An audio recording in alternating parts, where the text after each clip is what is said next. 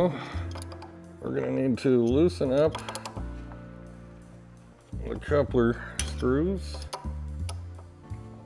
Drop your little wood block off. That can be tossed aside. For installation of the coupler, the red collar is used for spacing, and there's a snap ring right above it to keep the shaft from dropping too far.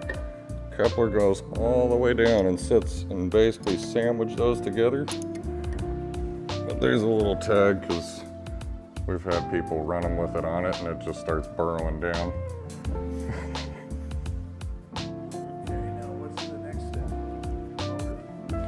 At this point it would be motor installation. Yeah, I think it's 27.4.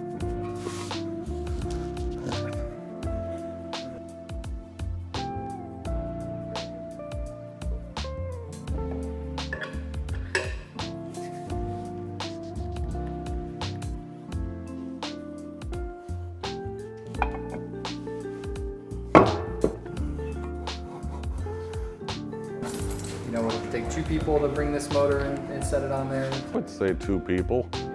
I want to say this one's about 100 pounds and the 10 horsepower is 165. Yeah, is there like a pole you recommend putting through there? Like what's the most ideal, like if you were out there with another person? They come with eye bolts in the side, and usually one person on each side can grab them. These will come with the motor to help with lift, and then use a free hand to kind of pivot it into place and set it down, but definitely 2 people to lift the motor for sure.